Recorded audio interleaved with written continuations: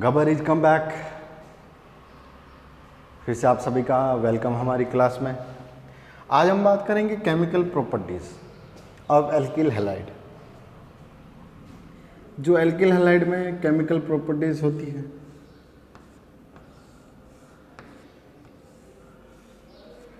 सबसे पहले जो केमिकल प्रॉपर्टीज होती है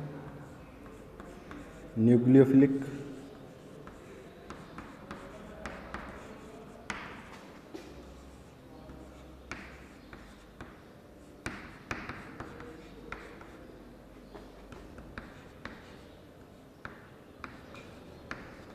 न्यूक्लियोफिलिक सब्स्टिट्यूशन रिएक्शन। दूसरी हमारे पास रिएक्शन होती है elimination reaction.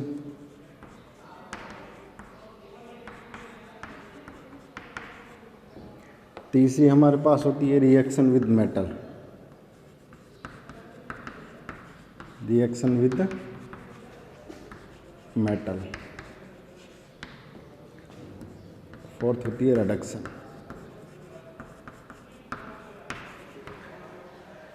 Nucleophilic substitution reaction, elimination reaction, reaction with metal और रिडक्शन।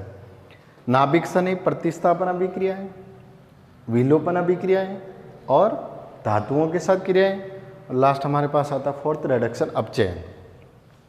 सबसे पहले हम बात करेंगे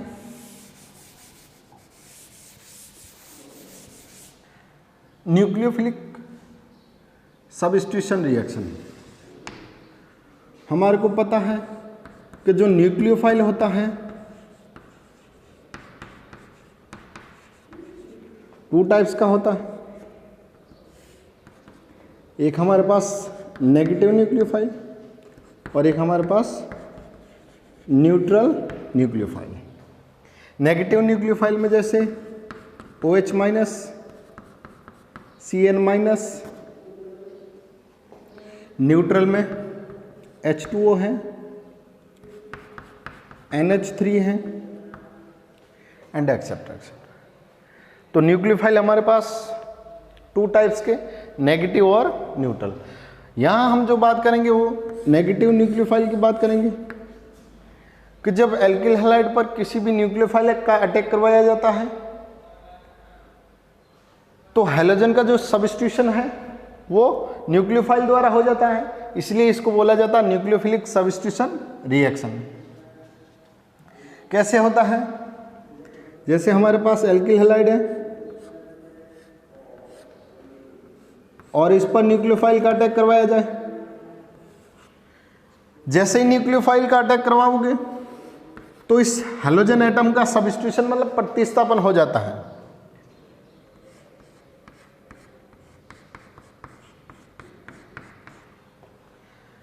तो जब किसी एल्किल हैलाइड पर न्यूक्लियोफाइल का अटैक करवाया जाता है तो हैलोजन का न्यूक्लियोफाइल द्वारा सब्स्टिट्यूशन प्रतिस्थापन हो जाता है। यही अभिक्रिया न्यूक्लियोफाइल सब्स्टिट्यूशन रिएक्शन कहलाती है। कुछ एग्जांपल लेके देखते हैं। जैसे न्यूक्लियोफाइल का अटैक करवाते हैं एल्किल हैलाइड पर, RX। इस पर कुछ न्यूक्लियोफाइल का अटैक करवाते हैं जैसे KCN, K plus CN minus. KCN का अटैक कराओगे तो CN माइनस है वो न्यूक्लियोफाइल की तरह कार्य करेगा और ये किस पर अटैक करेगा? एल्किल समूह पर। तो बनने वाला RCN प्लस का KX।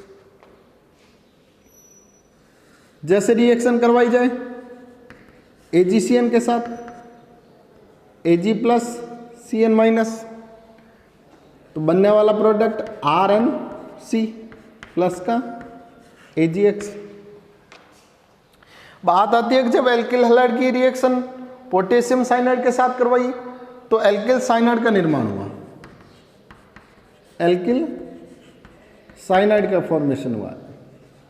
लेकिन जब सिल्वर साइनाइड के साथ रिएक्शन करवाई तो एल्किल आइसोसाइनाइड का निर्माण हुआ, एल्किल आइसोसाइनाइड का निर्माण।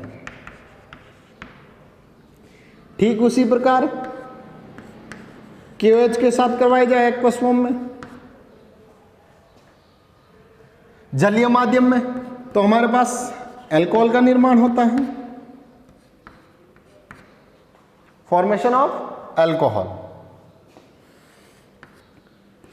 जैसे पोटेशियम हाइड्रोजन सल्फाइड के साथ करवाई जाए KSH के साथ, तो थायोल का निर्माण होता है, RSH प्लस का KX, इसको बोलते हैं हम thiol.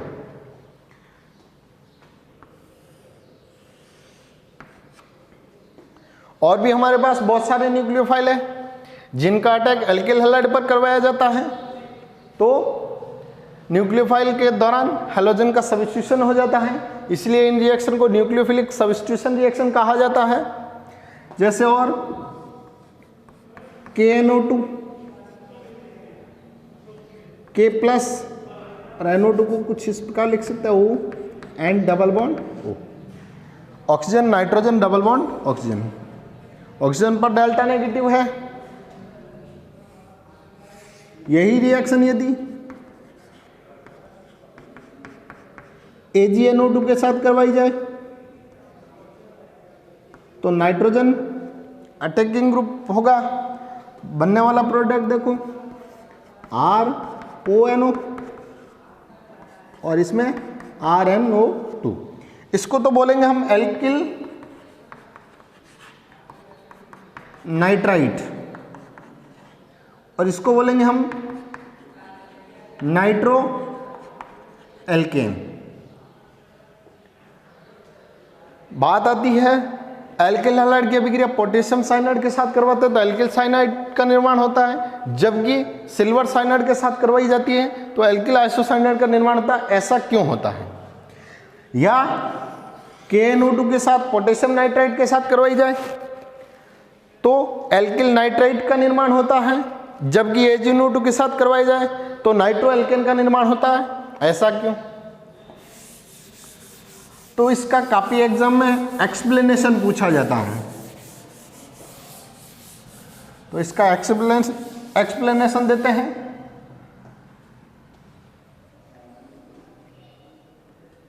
For example CH3 CH2 CH2 Br,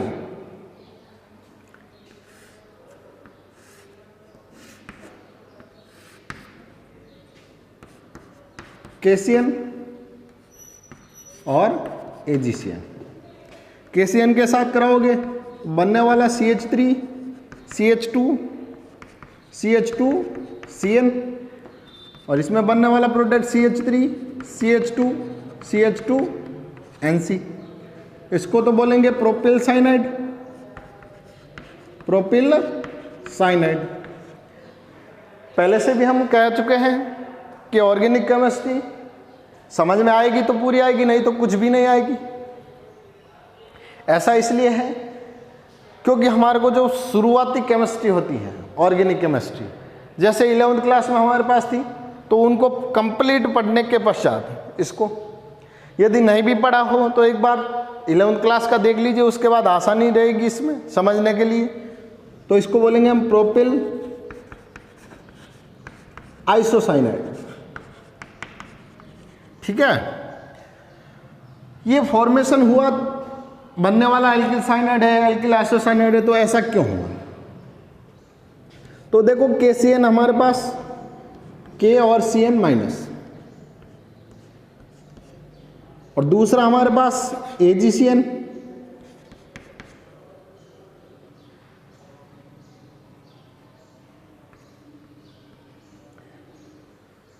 तो यहां से ये जैसे ही बॉन्ड टूटेगा, कार्बन के पास लोन पेयर चार्ज नेगेटिव, तो ये कार्बन एटम अपना नेगेटिव चार्ज तुरंत प्रभाव से हटाना चाहेगा, तो ये कार्बन अटैक करेगा इस कार्बन एटम पर और यहाँ से रिमूव क्या होगा, ब्रोमीन, बनने वाला प्रोडक्ट प्रोपिल साइनाइड।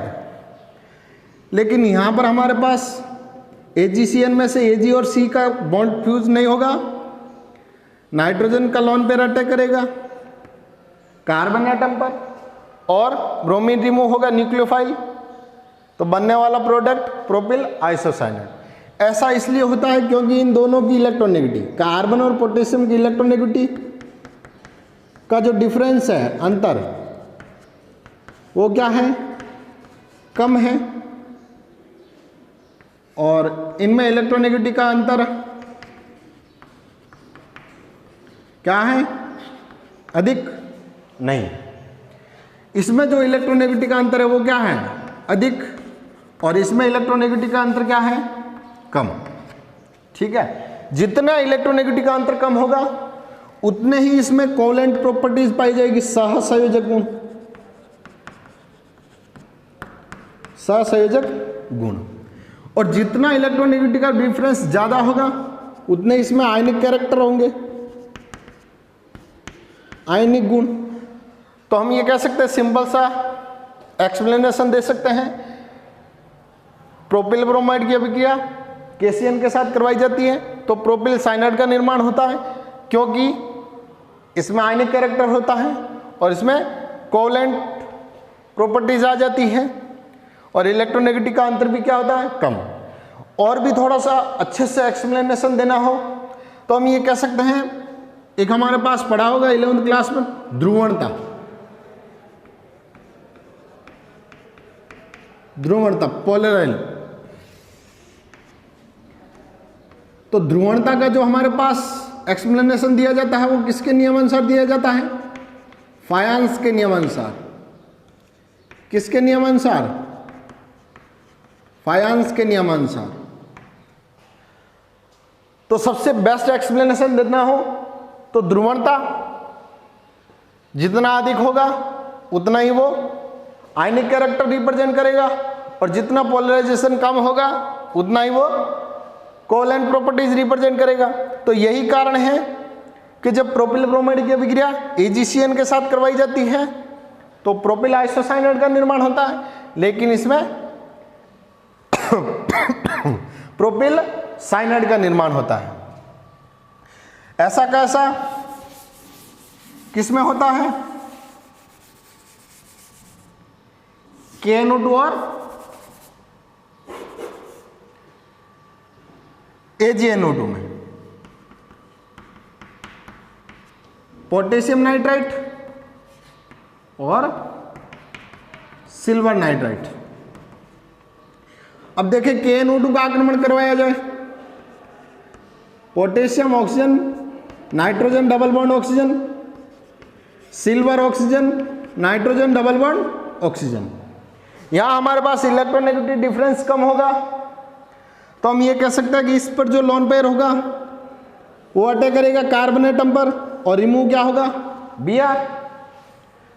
इसमें जो हमारे पास इलेक्ट्रोनेगेटिव डिफरेंस ज़्यादा है तो पोटेशियम पर डेल्टा पॉजिटिव और ऑक्सीजन पर डेल्टा नेगेटिव। तो जैसे नेगेटिव चार्ज आएगा तो ये अटैक किस पर करेगा, कार्बन एटम पर, और रिमूव क्या होगा, हैलाइड समूह।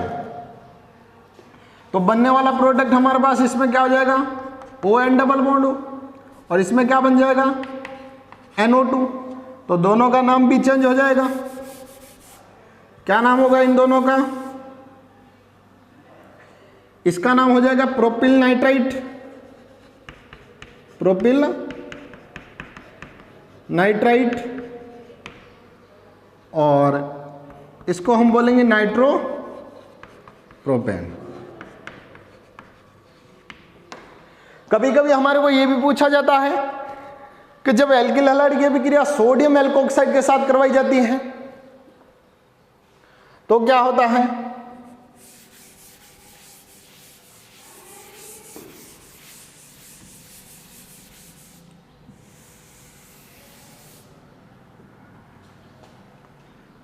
जैसे वही एग्जांपल CH3 CH2 CH2Br, इसका रिएक्शन करवाते हैं C2H5 ONA के साथ, सोडियम एथॉक्साइड के साथ। इस अभिक्रिया को विलियमसन ईथर सिंथेसिस कहा जाता है, विलियमसन ईथर संश्लेषण। ठीक है, तो जैसे ही हम सोडियम एथॉक्साइड का आक्रमण करवाएंगे तो सोडियम पर डेल्टा कैसा होगा, पॉजिटिव, ऑक्सीजन पर डेल्टा नेगेटिव। तो ये हमारे पास किसकी तरह कार्य करेगा, न्यूक्लियोफाइल की तरह, और न्यूक्लियोफाइल के साथ साथ ये एक स्ट्रॉन्ग बेस भी है।